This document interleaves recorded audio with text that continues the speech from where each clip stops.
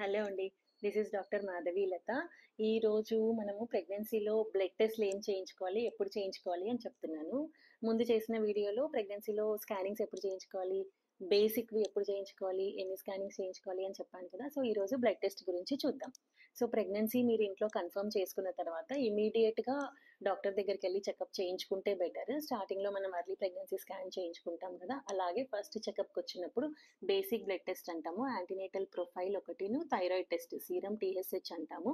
Antenatal ప్రొఫైల్‌లో blood ఎంత ఉంది, sugar test, blood group, viral markers, creatinine ఇలాంటి టెస్ట్‌లు ఫస్ట్ విజిట్‌లోనే చేయించుకోవాలి.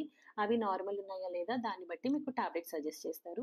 నెక్స్ట్ బ్లడ్ టెస్ట్ వచ్చి థర్డ్ మంత్ ఎండింగ్‌లో అంటే ఎన్‌టీ స్కాన్ చేపిస్తాం కదా! ఎన్‌టీ స్కాన్ చేపించేటప్పుడు డబుల్ మార్కర్ అనే టెస్ట్ చేయించాల్సొస్తుంది. డబుల్ మార్కర్ అనే టెస్ట్ ఏంటి అంటే మేజర్ జెనెటిక్ ఇష్యూస్ ఉంటాయి కదా! డౌన్ సిండ్రోమ్ అలాంటివి మనకి వచ్చే రిస్క్ ఎంతగా ఉంది అన్నది డబుల్ మార్కర్ టెస్ట్‌లో తెలుస్తుంది. దాని తర్వాత మళ్ళీ ఫిఫ్త్, సిక్స్త్ మంత్ టైంలో టిఫా స్కాన్ తర్వాత 24, 26 వీక్స్ టైంలో గ్లూకోజ్ ఛాలెంజ్ టెస్ట్ కానీ, గ్లూకోజ్ టాలరెన్స్ టెస్ట్ కానీ చేసుకోవాల్సొస్తుంది. దాంతో పాటు బ్లడ్ ఎంత ఉంది, యూరిన్ ప్రోటీన్, మళ్ళీ థైరాయిడ్ టెస్ట్ చేయించుకోవాలి. ఆ రిపోర్ట్స్‌ని బట్టి దాంట్లో ఏదన్నా ప్రాబ్లమ్ డయాబెటిస్ డిటెక్ట్ అవ్వింది, లేదా యూరిన్‌లో ఏదన్నా ఇన్ఫెక్షన్ ఉంది అంటే యూరిన్ కల్చర్ టెస్ట్ చేయిస్తారు. ఆర్ డయాబెటిస్ ఏదైనా డిటెక్ట్ అయిందంటే దాన్ని బట్టి మళ్ళీ ఫాస్టింగ్, పోస్ట్ లంచ్ టెస్ట్‌లు వీక్లీ గానీ, 2 వీక్స్‌కి కానీ చేయించుకోవాల్సొస్తుంది. రొటీన్‌గా అయితే జీటీటీ టెస్ట్, బ్లడ్ ఎంత ఉంది, యూరిన్ రొటీన్, థైరాయిడ్ టెస్ట్ చేయించుకోవాలి.